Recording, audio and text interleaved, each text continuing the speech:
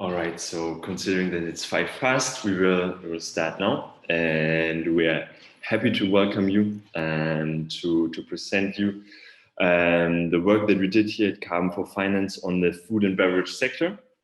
I'm Paul Glade, I'm a carbon data analyst at Carbon4 Finance, and I'm with Alex Sainte-Marie, also carbon data analyst here at Carbon4 Finance. And today, yes, we will present you our work of the whole team on the food and beverage sector. We will, that's the outline here. We will start by introducing Carbon4 Finance a little bit, what we're doing in general, and then we will dive straight into the food and beverage sector. We will present the sector as a whole, what are some key elements of the sector. And then we will get to a presentation of the CAA, the carbon impact analytics methodology, on how this applies to the food and beverage sector. We'll present you some results, the results of our work that we also already published in a publication that we shared earlier this year that you might or might not have read. And in the end, we will come to a Q&A session where we will reply all the questions that you have, that you can post in the Q&A chat. So I don't know if you saw it already, but here on Zoom, there's two types of chats. There's one Q&A chat where you can list all the questions that you would like that you would like to have a response to, and we will come to that at the end of the presentation. And then there's also just a normal chat where you can have a conversation with all the other participants if you wish to. And so we're planning to present to you about 40 minutes, and then 15 minutes, something like that, is in the end for the Q&A session. So Carbon4 Finance, who we are a data provider for climate, but also biodiversity data. We exist since 2016, so we have quite some experience in the field already, and we're working together with the consulting group Carbon4, which is our methodology provider for the climate impact assessment methodology. We are covering multiple sectors, one of them being the food and beverage sector that we are presenting to you today. In total, we are a team of I think by now more than 20 carbon data analysts, and exactly at Carbon4 Finance we have multiple products. So one product is CIA, Carbon Impact Analytics, which we will mainly talk about today, but we also offer different products, one of them being CRIS, Climate Risk Impact Screening, which is a tool to assess physical risks of investments. And then we also offer, at a collaboration with CDC Biodiversity, we offer BIA, so that's a biodiversity impact analytics tool, in a collaboration with CDC's GBS, Global Biodiversity Score. And yes, today we talk about carbon impact analytics, which is a tool to assess the transition risk of companies of companies, but also of sovereigns. And it's also a carbon footprinting tool in which we assess scope 1, 2, and 3 emissions, and more on that later when I will present to you the methodology. For now, we will go on with the presentation of the sector. So we will switch to Alex. All right. So yeah, I'm gonna talk about the sector stakes of the agri-food sector stakes. Yeah. For your information, so when I'm gonna in this section, when I'm gonna talk about the agri-food sector, it means all the economic activities from the production to the consumption of the food products. So the agri-food sector is one of the most emitting sectors, as it is responsible for around 1/3 of the total anthropogenic emissions. And more importantly, those emissions, so the emissions from the agri-food sector increased by 17% over the last 3 decades. On the right side of the slide, you can see a graph showing the distribution of emissions by sector. And the green part is are the emissions from the agriculture, forestry, and land use sector. As you can see, it only accounts for 18% and not 1/3, as I said just before. And that is because it includes emissions from only the agricultural activities, so only the upstream part of the agri-food sector, and not emissions from processing, from transportation, from retail and consumption. Those are included in the other sectors, so mainly the energy and waste sector. But still, we can see that the agriculture, forestry, and land use sector accounts for a major part of total emissions. And that is what you can see in this second graph. So it's a Sankey diagram showing the distribution of emissions within the agri-food sector. And as I said before, 66%, so a major share of emissions come from the land-based emissions. So they are related to agricultural activities and mainly land use change. And it is actually very important to note that most emissions happen in the upstream part of the agri-food sector, because as you will see later on, we are mainly focusing on food processing companies, which are in the middle of the value chain. So if we only look at the direct emissions of those food companies, so the scope 1 and 2 emissions, we actually ignore a very big part of the emissions of the value chain, and we actually don't really capture the transition risks of those companies. So that is why it is very important to look at the upstream scope 3 emissions, and particularly for this sector, as the most emissions happen there. And the second thing from this graph is that methane plays a very important role. As you can see, it represents 35% of the total emissions. Nitrous dioxide as well, with 10%.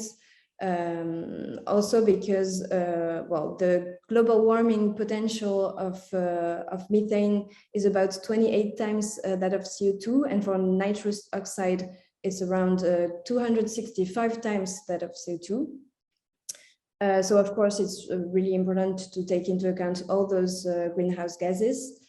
And luckily in our methodology, we are working with the ton CO2 equivalent, which is a unit that takes into account all the greenhouse gases.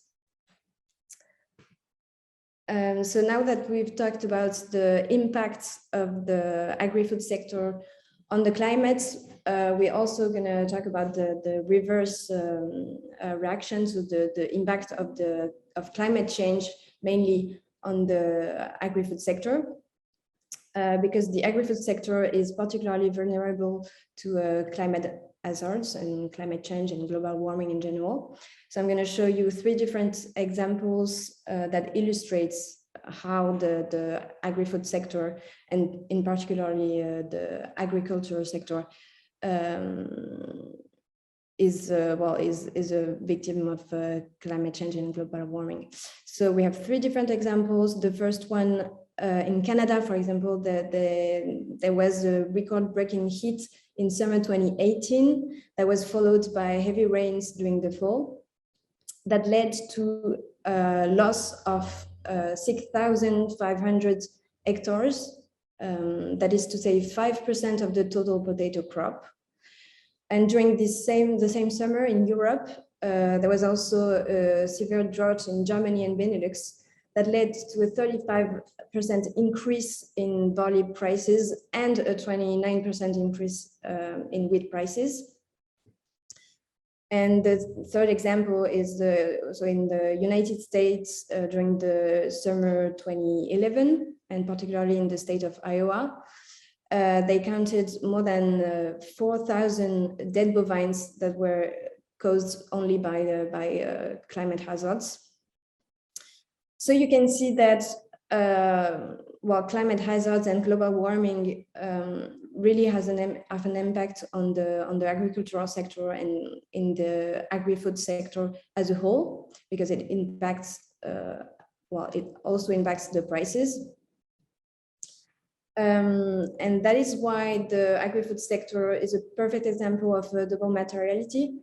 So usually when we mention double materiality, we are talking about companies, and double materiality is the fact that the company has an impact on the planet and on the environment, but the environment also has an impact on the company. And so it's the same with the agri-food sector. We saw that the agri-food sector has a non-negligible impact on the environment and on climate, as it accounts for for the major share of emissions. But it's also farmers in particular and other agricultural actors are the forefront victims of climate hazards. So it's kind of a two-way relationship where the agri-food sector has a really big impact on climate, but climate also has a very good, really important and significant impact on the agri-food sector. But on a more hopeful note, the agri-food sector is also a very important sector for the transition to a low-carbon economy.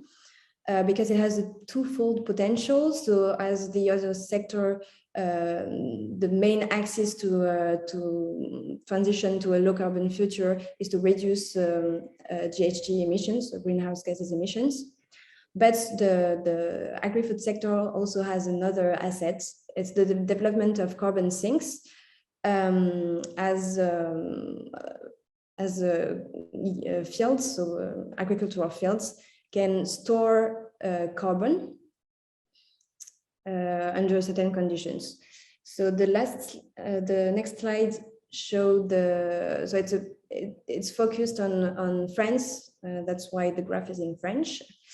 And you can see on the left side, so we're going to focus on the brown squares. So the brown part represents the emissions of those agricultural fields. So in 2015, the agricultural fields have emitted 21 million tons CO2 during this year. But in 2050, the SNBC, so it's the low carbon strategy, the national low carbon strategy of France, plans that those same agricultural fields will need to capture at least 14 million tons of CO2. So that shows that the agricultural sector and the agri-food sector in general has a really important role to play in the transition to a low carbon economy.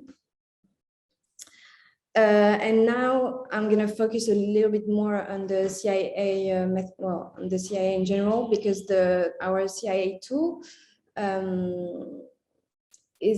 so we use this tool to calculate and to assess the transition risks of the companies. And this slide showed the main transition risks for agri-food companies.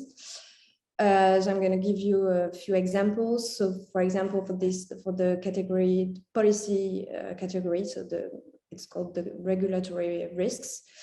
I have two main examples. In the European Union, There was a carbon border. No, there is a carbon border adjustment mechanism that is planned to be used in 2026.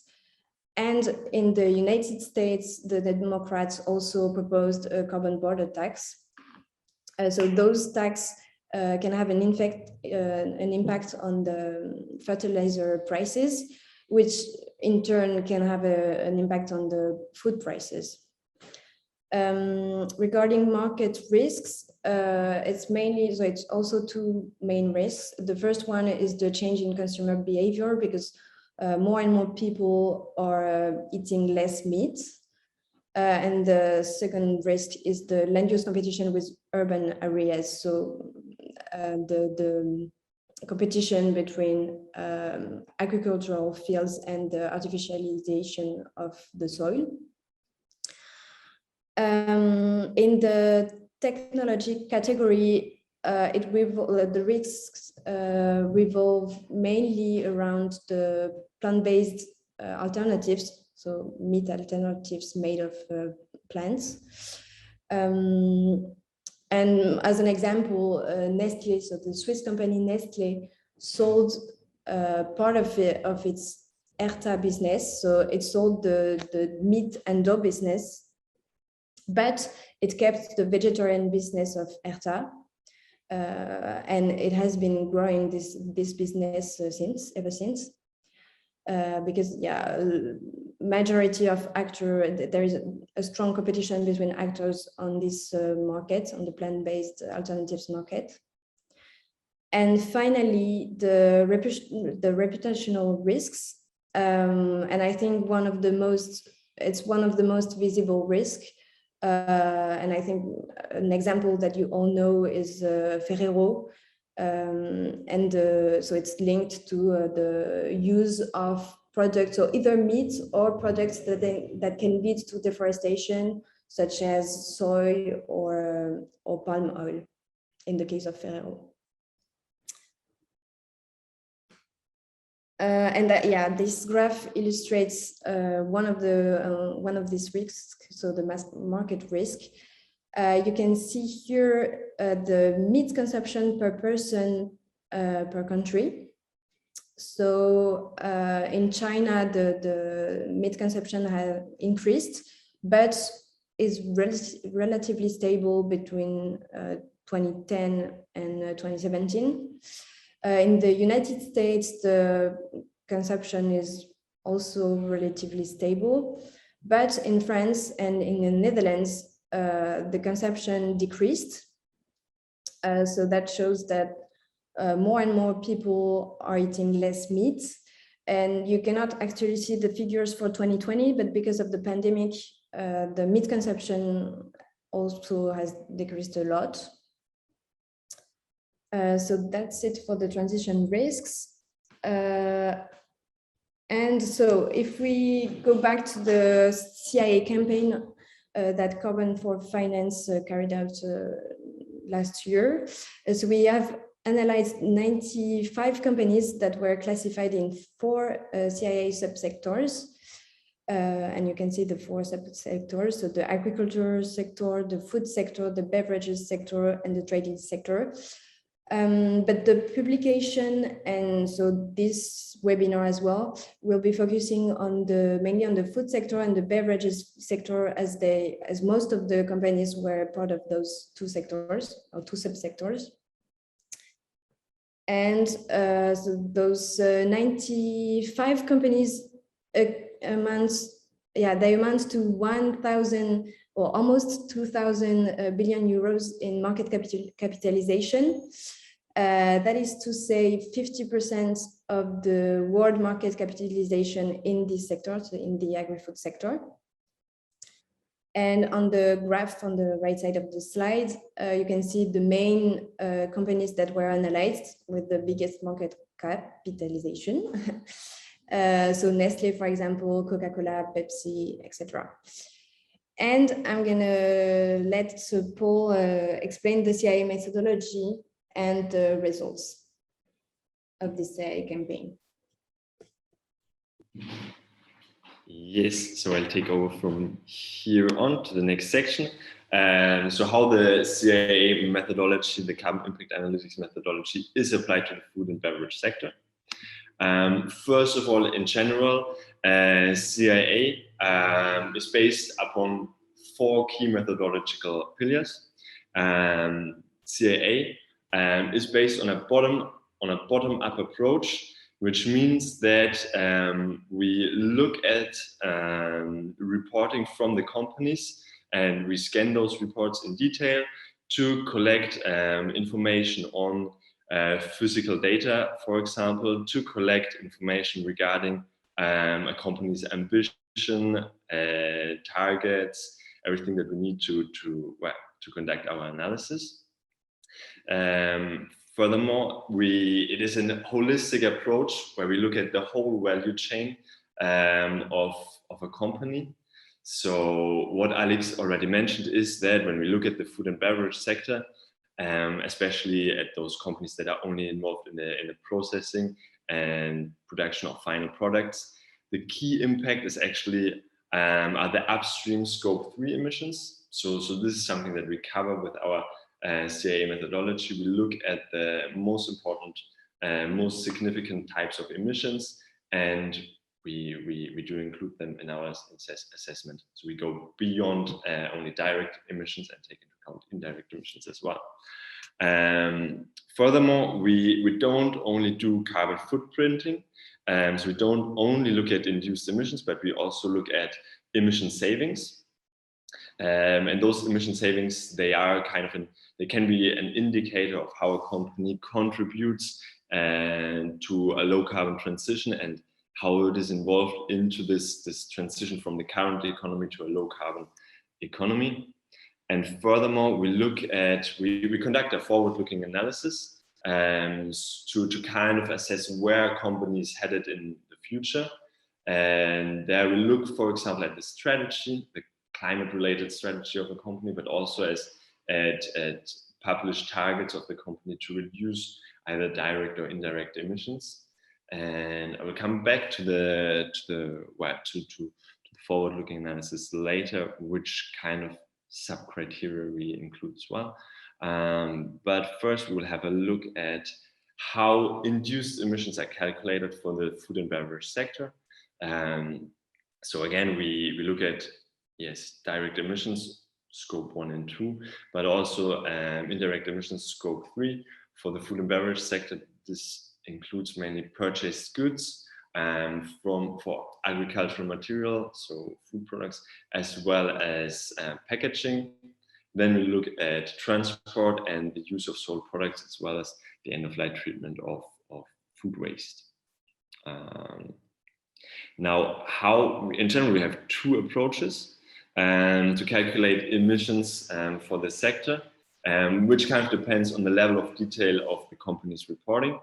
If companies have a relatively clear, transparent, and precise reporting, that means that they disclose the physical volumes of food products produced by product type. Then we can calculate emissions directly by kind of mapping the physical production volumes per product type to the emission factors that we use per product type. In case a company does not provide this level of detail in their reports, there's another option where we would use the revenue by product type.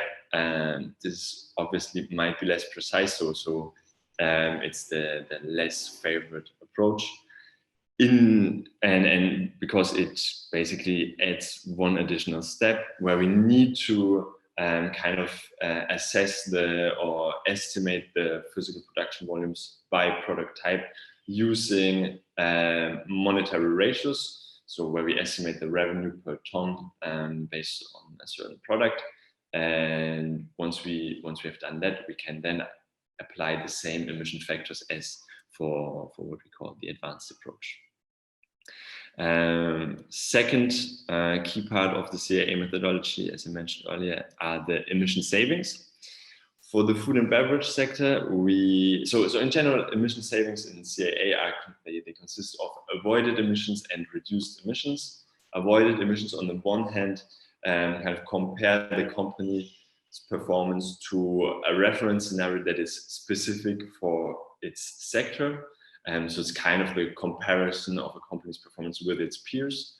And reduced emissions, they compare the company's performance at the year of the analysis with a company's performance 5 years ago, so with the past performance of a company. Now, for the food and beverage sector, we kind of, at the moment, lack suitable reference scenarios that we could use to calculate avoided emissions. So therefore, we focus only on reduced emissions as emission savings for the sectors. Yes, on the forward-looking analysis, so in total we have 5 sub-criteria that we have a look at. First of all, it's a company's strategy regarding climate change, which might include several sub-criteria specific to the sector that we're looking at.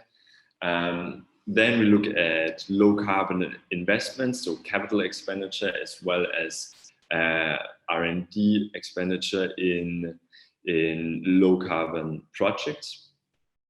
Then we look at reduction targets, one's for direct emissions, so for scope 1 and 2 emissions, and one's for scope 3 emissions.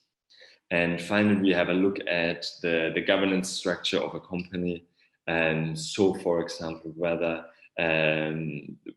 companies give incentives to their employees to take into account the climate performance of the employees, but also of the company. So that's in general the forward-looking analysis. We will see later how this is applied to one example of the food and beverage sector. And now, once besides this, we also calculate an overall rating to rate the companies that we analyze. In CAA, the overall rating consists in general of past performance, the present performance, and the forward-looking performance. And to calculate this overall rating, we apply different weights for each indicator. For the past performance, we look at the reduced emissions, and based on the reduced emissions, we calculate what we call a carbon impact ratio. So that's reduced emissions over induced emissions. And for the food sector, we only look at scope 1 and 2 emissions to calculate this, the reduced emissions as well as the carbon impact ratio. And this also explains why this past performance has a rather low weight in the overall rating, as it is based on scope 1 and 2 emissions and does not necessarily reflect the main emissions of a company's activity, because that would be the scope 3 emissions. On the present performance, however, we do very well include the scope 3 emissions. The indicator that we use to assess the present performance of food and beverage companies is the carbon intensity. So we look at the total induced emissions over the total volume of products produced. And for the forward-looking analysis or forward-looking performance, we look at the sub-criteria that I presented you just on the previous slide, and we apply specific thresholds, specific criteria that are relevant for the food and beverage sector. So, for example, for the strategy, we look at whether a company has kind of targets to reduce the packaging material used, to reduce transport for its product, but also whether a company intends to shift away from high carbon products such as meat towards low carbon alternatives, which would be vegetable-based meat alternatives, or in general vegetable proteins. And besides that, we also look at the kind of the sourcing policy of companies. So which kind of agricultural practices are applied to produce the raw materials that are purchased by a company. And finally, we do apply what we call a cap and floor system, as not all companies of all different sectors that we analyze are applicable to receive an overall rating over the whole scale. In general, the overall rating is a score between A+ and E-, so that's a scale from 1 to 15. And for food products, we only apply ratings between A and E. For beverage, we apply ratings between B+ and D-. Why do we have kind of a reduced cap and floor space for beverage companies compared to food companies? That is because, in general, when we look at the carbon intensity or the climate impact of food products, there's a much larger diversity of the products. So if we look at two extremes, for example, vegetables compared to beef products, the emission intensity can range between less than 1 kilogram CO2 equivalent per kilogram of product to more than 30 kilograms of CO2 equivalent per kilograms of product. And if you look at the beverage sector, for example, there's just a smaller variety in terms of emission intensity and climate impact. So that's pretty much about the methodology. So now we will come to the results of our campaign, of our analysis. The results will be structured by indicator, so by performance indicator that we use to estimate the overall rating. And for now, we will only have a look at the food activity of companies. And so on this slide, you see the results for the past performance. And what you see is that the bubbles here on this chart that are in green, that's actually where we were able to calculate a reduction, where we were able to calculate reduced emissions based on reduced Scope 1 intensity over the past 5 years. The blue bubbles are where we were theoretically able to calculate the Scope 1 and 2 intensity evolution, but no reduced emissions could have been calculated because the companies actually increased the carbon intensity. And finally, all those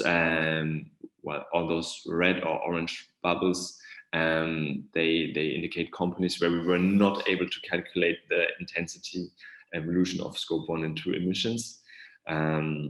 So that indicates kind of a lack of reporting quality from a large number of companies that we analyzed. So I think almost 2/3 of the companies that we analyzed in the food sector, we were not able to calculate this indicator due to lack of data.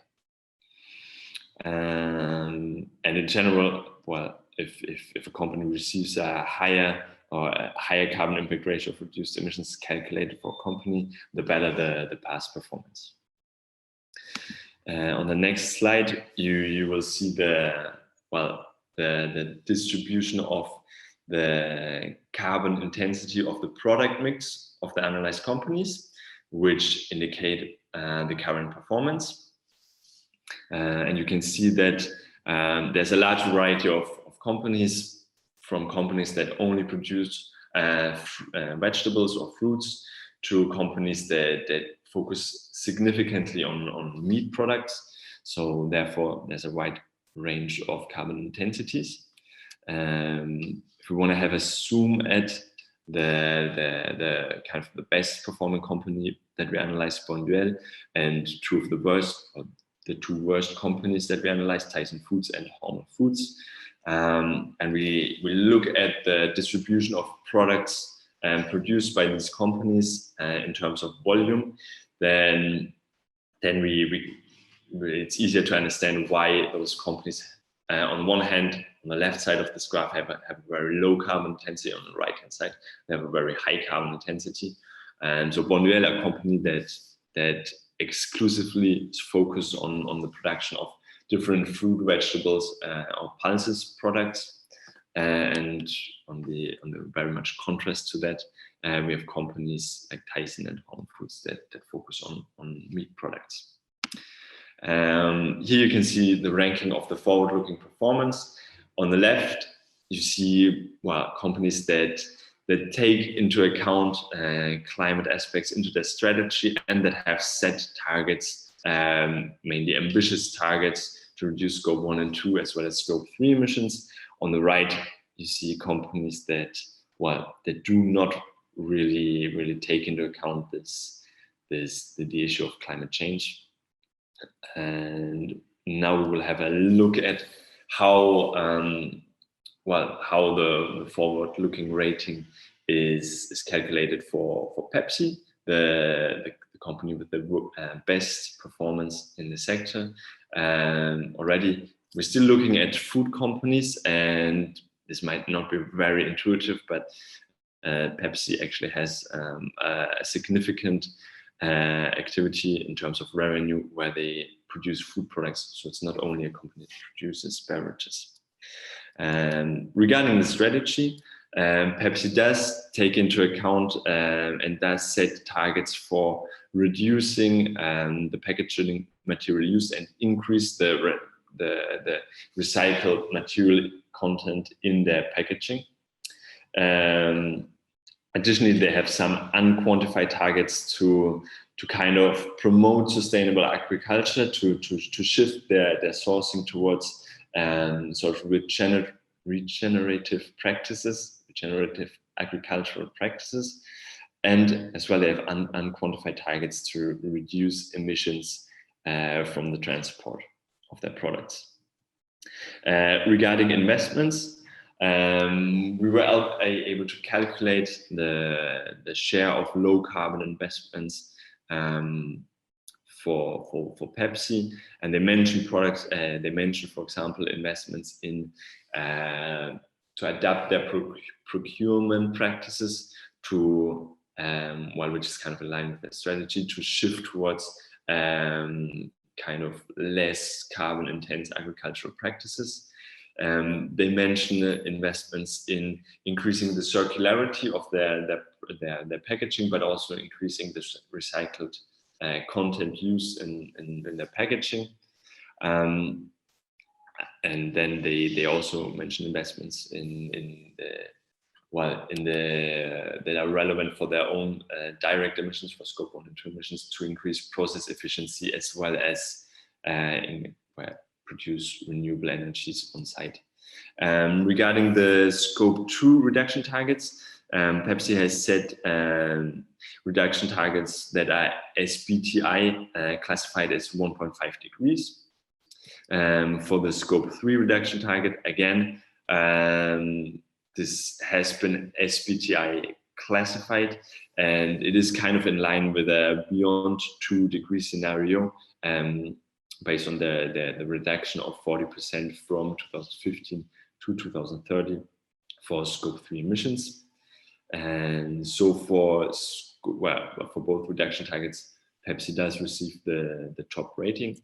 And finally, also regarding the governance structure of Pepsi, Pepsi does take into account tackling climate change on an executive level.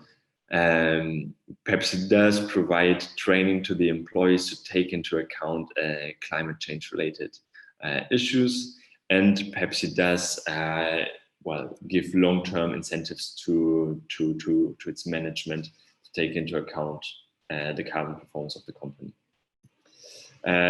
Here we can see a final ranking of food companies. As in the previous slides, it's kind of a reduced scale of companies, as the total number of companies only available to our clients. And we see that overall Pepsi is the best performing food company that we analyzed. On the third place we see Bonduelle, so the company that has the best current performance, as it produces only vegetables or similar products. However, when we look at, for example, Bonduelle's past performance, where we look at the scope 1 and 2 intensity evolution, Bonduelle did not make any progress in the recent years. Yes, so you kind of see that all the three pillars play into the final overall ranking. We have here a similar, well, the same kind of results, but for companies in the beverage sector. On the top ranking, we see again Pepsi, Coca-Cola, and some breweries. The companies that are on the bottom of the ranking are mainly companies that produce strong alcohols, as strong alcohols such as more emissive, more carbon intense to produce. And I think the final slide, the final part of this presentation, will be a case study on the comparison of Nestle and Danone. Again, we look at the three indicators to calculate the overall rating. Why Nestle has a better performance regarding the scope 1 and 2 intensity evolution. Therefore, Nestle receives a better past performance rating than Danone. When we look at the present performance, Danone primarily focus on milk and dairy products. Nestle does so as well, but has a more diversified product mix that also includes kind of composed dishes, some sweets, condiments that have a slightly less high carbon intensity than dairy products. So therefore, overall, the two intensities are rather similar, but slightly less intensive product mix for Nestle. And finally, when we look at the forward-looking analysis, both companies are relatively similar in terms of strategy, but Danone has set more ambitious reduction targets and discloses more relevant and higher investments into low carbon projects, which results overall in a very similar overall rating for the two companies, but with different kind of strengths and weaknesses. So for Danone, we saw the present performance that you see here on the right in orange, slightly higher, as well as the past performance slightly worse performance compared to Nestle. However, Danone has a better forward-looking performance. Voila, that's about it on the presentation side. So now we would have the time still till about 12 o'clock to answer some questions of you, if you have any questions. So we're now looking at the Q&A chat, and I think there have not been any questions for now. Not yet. So in case if you have any questions, still feel free to post them on the chat.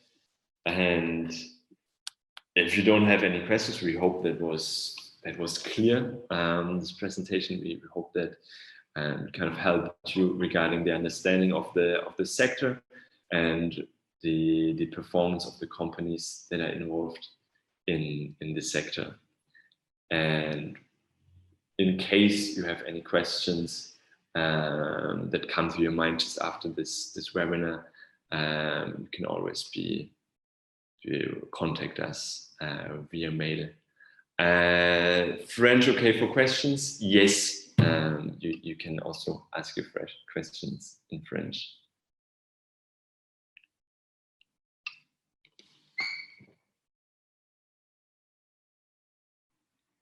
And yes, there's a nice remark. The whole publication that we published earlier this year is available on our website. You can see the link on the chat.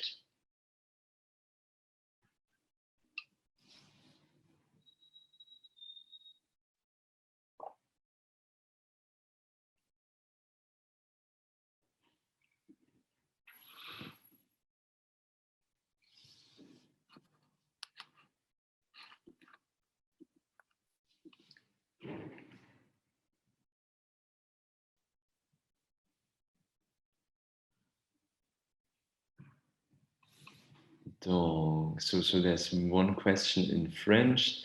Il n'y a pas d'infos déclaratifs dans la construction des indices, notamment la partie 3 décrets. Comment suivez-vous leur évolution? Yeah, per month. So there is a lot of declarative informations in the forward-looking part. That's what I understand from the question.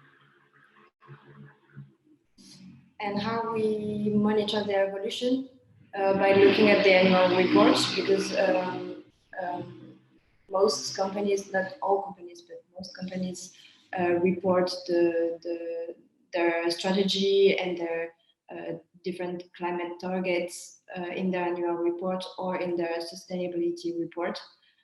So every year or each year, we read those reports and we give a note, a grade for those criteria.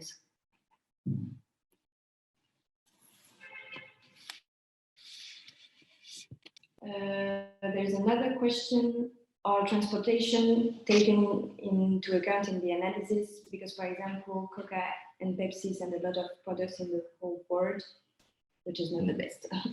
And so yes, we do take into account the transportation, the upstream and downstream transportation of products. So emissions linked to Coca-Cola's and Pepsi's transport, outsourced transport of the products are taken into account in the emissions that we calculate. Yes, so that is right, that this has a certain impact. However, that is the same for most companies that we analyze that are internationally active. And then for Coca-Cola, I guess it's not like that. Coca-Cola produces its beverages in the United States and then ships the whole product to Europe, for example. But that there are production facilities also located in Europe. But it is definitely a relevant source of emissions for those types of companies. Yes.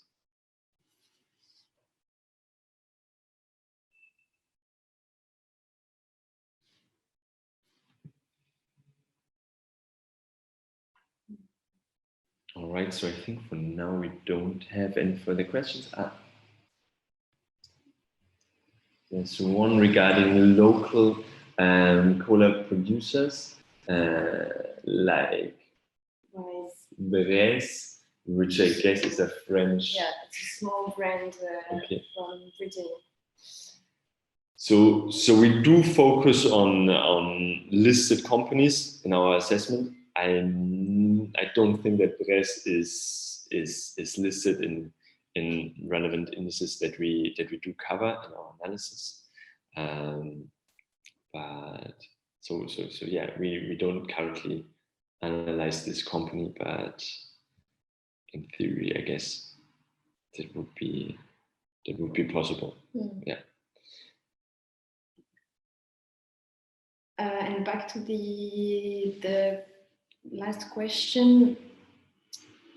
Maybe you can read. Yes. So there's one question regarding the cacao value chain, and that there's a tremendous gap between what is said in the reports and what is done in reality. For example, concerning berry. So that is right. There might be this gap. However, for us, it is difficult to kind of conduct a reality check on what is reported and what is actually done. We try to do this, and we do try to look, for example, whether the companies that are, for example, involved in the cacao value chain, whether they just say that they want, for example, to source deforestation-free cacao, or whether they do actually provide some transparent information on their sourcing policy, on where the cacao is being sourced, and whether they apply to some certain certifications on the sourcing of cacaos. Yes, so we do take this we do try to take this into account the best possible we can.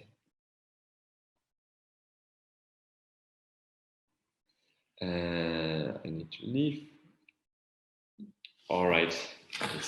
So yeah, don't hesitate to potentially ask us some questions via mail if pertinent questions come to your mind.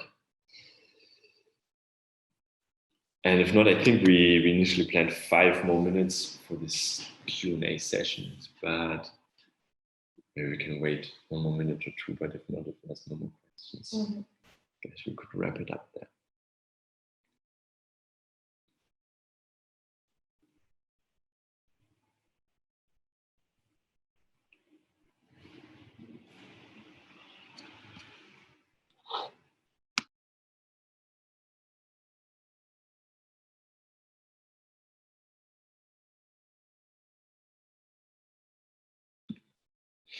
All right, so no more questions for now. I guess we can wrap it up then.